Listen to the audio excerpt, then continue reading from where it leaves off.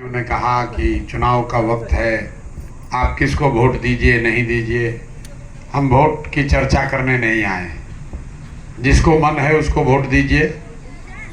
हम 2-2.5 बरस से बिहार में गांव-गांव में पैदल चल रहे हैं। आज यहाँ गाड़ी से आए हैं, लेकिन 2-2.5 बरस से पैदल ही चल रहे हैं। 5 बरस 5,000 से ज़्यादा गांव में गए, और जो हमने अब देखा, अनुभव किया, वो आपसे थोड़ा साझा करेंगे। पूरे बिहार में दलितों के बाद सबसे ज़्यादा गरीबी, बदहाली, फटेहाली अगर कहीं दिखी तो वो मुसलमानों के बीच में दिखी। और ये कोई सच्चर कमेटी का रिपोर्ट नहीं है, हमने अपनी आंख से जो देखा। पूरे बिहार में जहाँ पर भी मुसलमानों की आबादी बढ़ी है, वो दलितों के बाद आप सबसे ज़्यादा गरीब और पिछड़े हैं। अब सवाल है कि आप इतने गरीब पिछड़े क्यों हैं। ज़्यादातर मुसलमान साथी खड़ा होकर कहते हैं कि हमको कांग्रेस ने ठग लिया, लालू जी को हमने वोट दिया, उन्होंने हमारी चिंता नहीं की, भाजपा का भी शासन है इसलिए आपकी हालत खराब है। मेरा ऐसा मानना है कि इन बातों में कोई दम नहीं। लालू जी ने आपको गरीब बना दिया, ऐसा नहीं। लालू जी ने ठगा, ऐसी भी बात नहीं है। आपकी जो माली हालत है, आपकी जो स्थिति है, वो इसलिए खराब है कि मुसलमानों ने इस्लाम में जो बातें राजनीतिक सामाजिक जीवन के लिए बताई गई हैं, उससे भी किनारा कर लिया है। इस्लाम एक ऐसी कौम है, थोड़ी बहुत समझ जो मेरी आपके कौम की है, इसमें बहुत क्लियर हर जीवन के हर क्षेत्र के लिए कुछ न कुछ लिखा हुआ, आपको क्या करना है और क्या नहीं करना है। ये दूसरे धर्मों में नहीं लिखा हुआ है। दूसरे धर्म में ये चर्चा का विषय है। हर आदमी उस कौम के जो नबी हैं वो अपने तरीके से उसको बताते हैं, लेकिन इस्लाम में ये बातें बिल्कुल क्लियर लिखी हुई हैं कि आपको करना क्या है और क्या आपको नहीं करना है। अब यहाँ चर्चा हो रही है, जो हमारे साथी खड़े हुए बता रहे हैं, भाई प्रशांत किशोर आपके रहनुमा हो सकते हैं, जनसुराज में आपके लिए रास्ता खुल सकता है। कोई आरजेडी का आएगा तो बताएगा कि नहीं, हम ही लोग ठीक हैं, प्रशांत किशोर पर कैसे भरोसा कीजिएगा। इसका तो कोई अंत ही नहीं है। लेकिन आज के जो इतना तो सबकी सहमति है कि जो आज के हुक्मरान हैं, जो आज के शासक हैं, चाहे वो रामगढ़ के हों, बिहार के हों, देश के हों, उन्होंने आपके और आपके बच्चों के विकास का ध्यान नहीं रखा। वो जालिम लोग हैं आपके, उन्होंने तरक्की की बात नहीं की। तो आपके कौम में बताया गया है, पैगंबर साहब ने कहा कि जिस कौम को अपने रहनुमाओं की समझ न हो, उसके ऊपर जालिम हुक्मरानों को मुसल्लत कर दिया जाता है। भाई ये हम नहीं कह रहे, अगर आप खुद कह रहे हैं कि आज के जो हुक्मरान हैं वो जालिम हैं, तो बात पैगंबर साहब ने कही है, गलत तो हो नहीं सकती है। पूरी पंक्ति को पढ़िए। हम क्यों कहे कि आरजेडी खराब है कि कांग्रेस खराब है।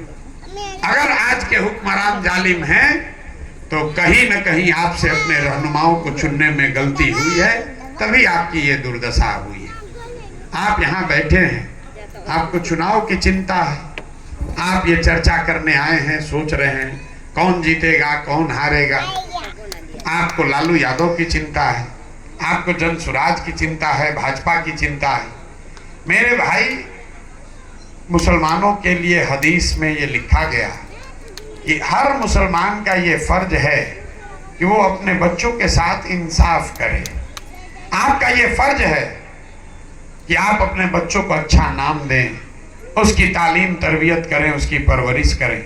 यहाँ बैठा हुआ जितना मुसलमान है, आधे से ज़्यादा लोग ऐसे हैं जिनके बच्चों के शरीर पर कपड़ा भी नहीं है। आपके बच्चों की हालात ये है कि आपके बच्चों के पैर में चप्पल नहीं है, आपके बच्चों के लिए खाने की व्यवस्था नहीं है, पढ़ने की व्यवस्था नहीं है, कोई बीमार पड़ जाए तो दवा डॉक्टर अस्पताल नहीं है। ये आपको इस्लाम में बताया गया है कि आपको अपने बच्चों के साथ इंसाफ करना है, लेकिन आप अपने बच्चों की चिंता छोड़कर प्रशांत किशोर की चिंता में लगे हैं, मोदी की चिंता में लगे हैं, लालू की चिंता में लगे हैं। तो आपका भला कैसे होगा? नहीं हो सकता है। यहाँ बैठे हुए लोग, अभी आपकी सभा 1 घंटा पहले थी, मुझे किसी ने कहा 5:30 बजे नमाज है, उसमें लोग चले गए। 5 बार नमाज पढ़ने वाले लोग, कुरान का पहला शब्द है इकरा, अल्लाह का पहला शब्द है इकरा। आप इकरा बिस्मे रब्बे रोज कहते हैं। जिस कुरान की आप इतनी इबादत करते हैं उसका पहला शब्द है इकरा, मतलब पढ़ो। और वो कौम आज देश की सबसे अनपढ़ कौम है और उसको लेकर आप कोई चर्चा नहीं करते। मुसलमानों के बड़े बड़े चिंतक, यहाँ के दानिश्वर, समाज की चिंता करने वाले लोग ये चिंता नहीं कर रहे हैं कि हमारे बच्चे पढ़ेंगे कैसे, तो आपका सुधार होगा कैसे? कैसे होगा आपका सुधार? नहीं हो सकता। इन्होंने कहा प्रशांत किशोर रहनुमा, अरे भाई हम आपके ना रहनुमा हैं ना हो सकते। आपकी ये दुर्दशा क्यों हुई है? 35 साल से आप लालटेन को वोट दे रहे। लोग समाज में किसी दल को वोट क्यों देता है? वोट देने की 3 वजह। पहला, आप वोट देते हैं अपने और अपने समाज के भलाई के लिए, तरक्की के लिए। दूसरा, आप वोट देते हैं अपनी समाज की भागीदारी के लिए। और तीसरा, आप वोट देते हैं अपने राजनीतिक विरोधी को हराने के लिए। इन तीनों कसौटियों पर अपने 35 साल के निर्णय को आप जरा कस कर देखिए। विकास तो आपको मिला नहीं। जितने भी मुसलमान हैं वो ये तो मानेंगे कि भैया विकास से तो आपका कोई लेना देना ही नहीं है। अब भागीदारी का आलम देखिए। इन्होंने कहा कि जन स्वराज वालों ने कहा है 40 टिकट देंगे। आप में से किसी ने ताली बजाया। मेरे भाई, पूरे बिहार में आबादी के हिसाब से 40 विधायक होना चाहिए। आज मुसलमानों के सिर्फ 19 विधायक हैं और इसकी खूब चर्चा आप लोग करते हैं। मैं आपको बता रहा हूं ये चिंता का कारण नहीं है।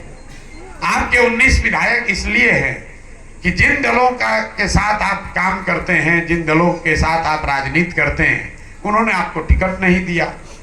चिंता का कारण ये है कि आबादी के हिसाब से बिहार में 1650 मुसलमान मुखिया होना चाहिए। बिहार में 1200 से कम मुसलमान ही मुखिया हैं। आबादी के हिसाब से 27,500 वार्ड सदस्य मुसलमान होना चाहिए। सिर्फ 11,000 से कम मुसलमान ही वार्ड सदस्य हैं।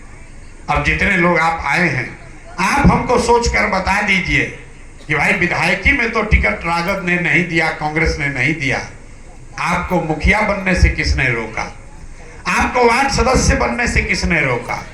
आपको रोका उस मानसिकता ने जिसको आपने ओढ़ लिया है पिछले 35 साल में, जिसमें आपको ये बता दिया गया कि आप अपने भागीदारी की बात मत करो, अपने बच्चों की पढ़ाई रोजगार की बात मत करो, हमारे पीछे चलते रहो, हमको वोट देते रहो, हम तुम्हारी चिंता करेंगे, भाजपा से तुमको बचा के रखेंगे।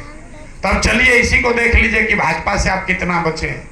विकास तो आपको मिला नहीं, भागीदारी आपकी है नहीं। तो चलिए इस नजरिए से देखा जाए कि भाई भाजपा को ही हरा देते, वही कम से कम हो जाता। तो 1989 से आप राजद को वोट दे रहे। तब न जन स्वराज था, न ओवैसी थे, कोई नहीं था। 1989 से लगातार मुसलमान राजद को वोट दे रहा।